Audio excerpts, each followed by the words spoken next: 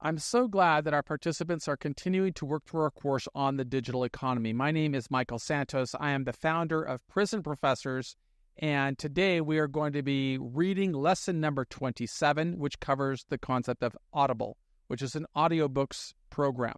Now, before I get started, I always want to thank my collaborator, Ryan Salem, who has been incredibly valuable and helpful as a volunteer with our nonprofit in building this course on the digital economy, to really help more people who are incarcerated understand why they should use time today to prepare for success in the weeks, months, years, and decades ahead. All of that is a job. It is a personal commitment. It's one that I had to make while I was going through 26 years in federal prison. And by making that commitment and focusing on how can I invest in myself, I was able to open opportunities that really changed my life and allowed me to begin advocating for change within the criminal justice system, including concepts like time credits that we wrote about here in Earning Freedom, Conquering a 45-Year Prison Term, where we wrote about this idea of incentivizing a pursuit of excellence, which you now see in the First Step Act. And we're going to want to continue advocating in ways that would empower the Bureau of Prisons to provide incentives that will help more people use their time inside to prepare for success. And it's more important than ever to be doing that now because the world is changing. And sometimes the job market will not be so friendly to people who have a criminal background or who have tattoos all over their face that may make it difficult for them to get a job when they come back to society. We want to show people how to create their own income streams. And the one thing I promise to everybody in our courses is I'll never lie to you, and I'll never ask you to do anything that I didn't do. My business opportunities only opened after I came home because I spent my time inside preparing for success upon release.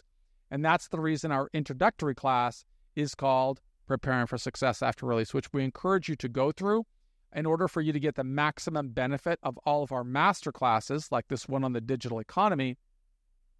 We really think you should go through those lessons first, just so that you could change the way that you think and you could be recognizing how do you create value in an environment that seems to obliterate hope and may not provide you with resources to help you function in a manner that you want to function.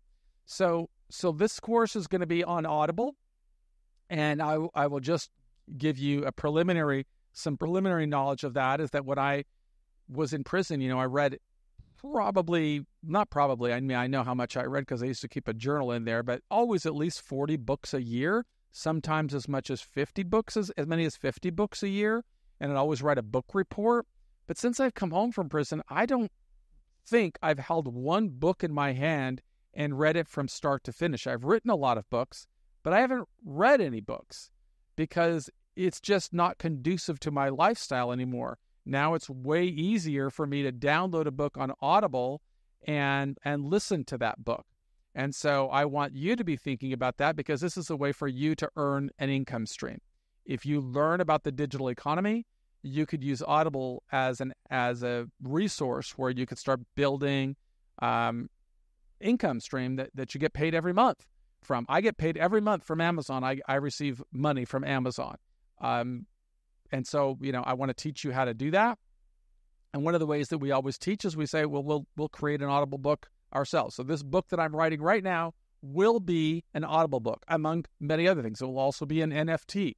It will also be a soft cover book. It will also be a PDF project. It'll be, everything, because that's the way I try to reach my customers. And I'm hoping that you will find that these tools are good for you as well. So let me start reading lesson number 27 on Audible. As we discuss in our introductory course, Preparing for Success After Prison, every person in prison makes a choice about how to adjust. Those who want to accelerate prospects for success upon release will invest time on personal development, including learning about the digital economy. Since people have time to develop skills in both reading and writing, we encourage them to memorialize the journey they're on to prepare for success. By documenting their preparations, they can create digital assets that could add value upon release. One way would be to convert writing into books and courses. With the digital economy, people can earn an income by distributing those books in different modalities, including audiobooks. In this lesson on the digital economy, we'll offer insight into converting a manuscript into an audiobook. Now, first, of course, you've got to prepare the manuscript. You got to write the manuscript, which is the first step. When I was in prison, I had to write manuscripts by hand. Today, different options exist to convert a manuscript into a digital file, such as by sending versions to our team at interns@prisonprofessorstalent.com.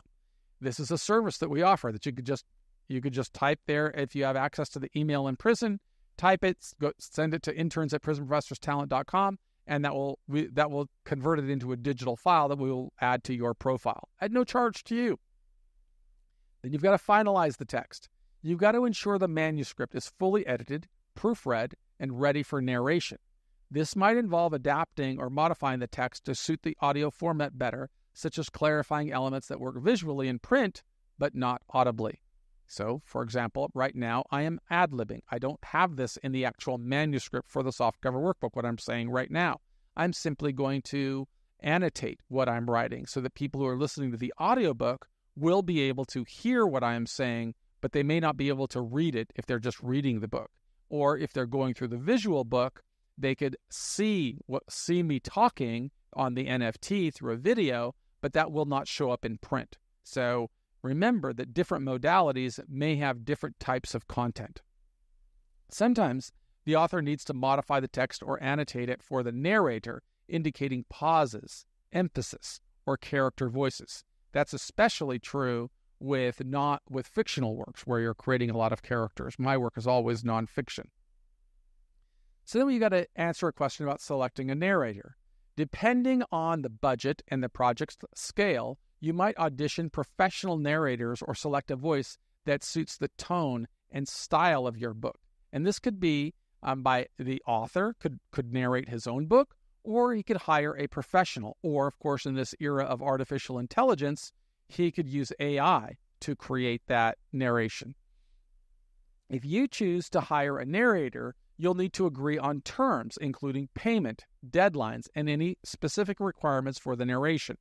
I have more to say on that, but I don't remember if I wrote it in the course itself, so I will provide commentary on that subject matter at the end of my reading. Self-narration. If you've invested time to develop reading skills while inside, you should be able to narrate your own work.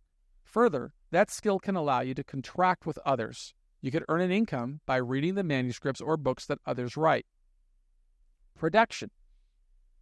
The narrator records the manuscript, often in a professional sound studio, to ensure high-quality audio without background noise or interruptions.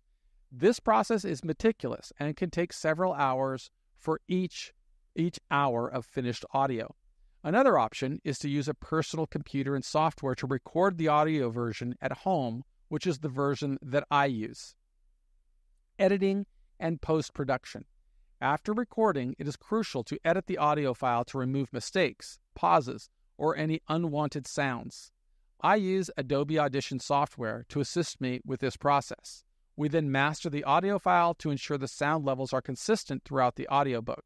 Now, at the end of this lesson, for those who have access to the video version, I will share with you what does an audio file look like and how do I edit in Adobe Audition.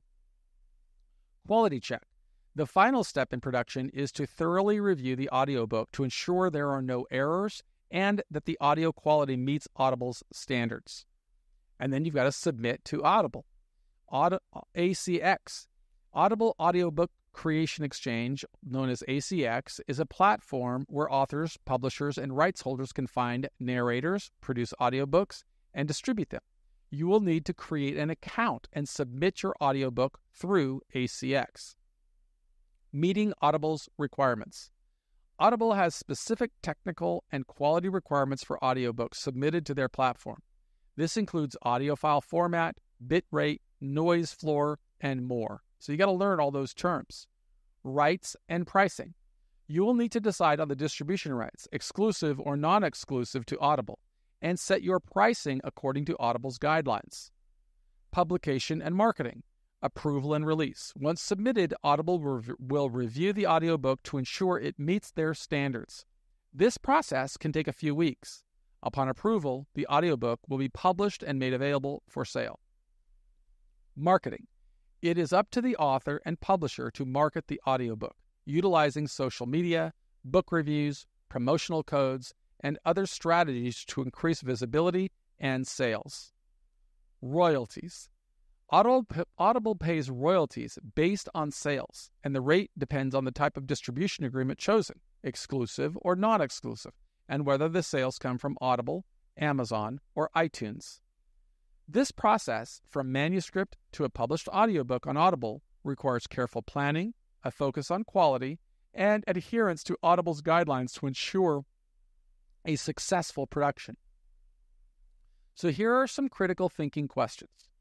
What benefits does an audiobook have over a printed book? Number 2, in what ways could you convert your story into an asset that others would want to buy on Audible? Number 3, in what ways could you develop skills to earn an income using the Audible platform and marketplace? Now, one of the things that I do, and I have suggested that you do, is memorialize your journey while you're in prison, because all of that work that you're doing is truly building a digital asset that you can convert into sales. I've earned millions of dollars because I was in prison and wrote the story of how I spent my time in prison preparing for success upon release. I don't know how many millions of dollars I've earned during the first 10 years that I've been out, but it also provides a residual income stream. Now, of course, I served 26 years in prison, so I had a lot of time to go to school, earn a bachelor's degree and then a master's degree, and then write books for other people and develop skills along the way. But all of that work, because I documented it all became an asset for me that helped me demonstrate why I can bring value to other people who are trying to solve a problem or resolve a crisis. And that backstory, that asset, is why people have paid me as much as, hundreds of thousands of dollars for individual contracts, and sometimes $10,000 for smaller projects. But what's more important is you develop an asset that generates passive income over time. And that's something that anybody can do when you come home. Nobody's going to care if you've got tattoos on your face if you know how to deliver a result. So, for example, if I went to an author that doesn't feel comfortable reading aloud or performing aloud, I could contract with that author, read that person's book, and every time it sells on Audible, I get paid every month. That's one strategy. If you want to see what that looks like, I can share my screen. This is the Audible platform. If you just scroll through the screen, you can see that there are thousands of titles and people pay a subscription fee. A lot of these are read by the author, but many of them are read by people just like you, people who've come out of prison and built a very good speaking voice or a very good narration voice, and they can read as many of these as they want. And as I wrote about in one of our earlier lessons on the digital economy, you could put commentary in there. In my case, like I can type here, earning freedom, and you'll see it'll pop up. I write my own books, okay? And then I sell these books on Audible. So people who might pay, and I don't know what they pay, but they're going to read, this is all my work, okay? And every time somebody buys one of these books, I get paid. and that's forever. So I'm not asking you to do anything I didn't do. I used my time in prison to memorialize my journey and build assets that would pay me an income stream. And that income stream is what allowed me to open businesses, support my wife, build things. And my background of having been in prison for 26 years actually becomes a strength for me, not a weakness. So if you want to get started doing that, I really encourage you to build your own profile at prisonprofessorstalent.com. Just simply send an email to interns@prisonprofessorstalent.com. On the subject line, make sure that you write digital economy course. If you don't have access to email, send it to us through the regular mail at Prison Professors, digital economy course. 32565 Golden Lantern, Suite B as in boy, -1026. Golden Lantern, Suite B-1, I already said that, Dana Point, California, 92629. If you have access to the Audible platform, just do it through Audible. We're not going to type all of your stuff for you, but we will do the best that we can with the resources that our nonprofit makes available. I always talk about my own personal investment on these programs. Those of you who have been going through the course know that I began investing in the digital arena on January 31st, 2024, when I began building a position in Bitcoin, specifically to show you how volatile it is and how I use it to build wealth. So when I wrote the lesson on February 27th at 7:36 in the morning, Bitcoin was trading at $57,170.90. But at that day, I had invested a total of $192,202.76, which allowed me to purchase or to own 4 whole Bitcoins, having a total value on that time of $228,683.60, representing a gain from January 31st until February 27th. That was a gain of $36,480. But today, you can see the value of Bitcoin is trading today at $68,350. So, and today is March the 8th, 8:30 in the morning. So it's more than $10,000 a coin higher than even the day that I wrote the lesson. And earlier today, the coins reached an all-time high of, as you can see right there on the Coinbase exchange, it reached an all-time high of $70,200. It's been insanely volatile. You know, I always like to share with you these charts and how they work. You see, that was there when it hit the all-time high this morning of nearly $70,200. And then it precipitously sold off. Boom, boom, boom, dropping several $1,000s very quickly, dropping all the way down here to $66,000. And since then, it's picked up to $68,400. So this is very important because let's just say you had 10 coins. Well, that's a lot. Okay, say you had 1 coin. $70,000 it was at its peak. It dropped down within about an hour, 2 hours maybe. It dropped down to less than 66,000, didn't it? About that? Yeah, well, you can see it there, 24 low, 66,000 to as high as 70. So that's like a $4,000 drop in minutes. And now it's picked back up and it's at 68,400. This is a very volatile asset class. I don't ever give financial advice to anybody. I always recommend that you invest in yourself first, do your own due diligence, and learn how to use the digital economy to your advantage so you never have to go out and ask for a job. You should be able to create your own income stream, but that will only happen if you invest in yourself.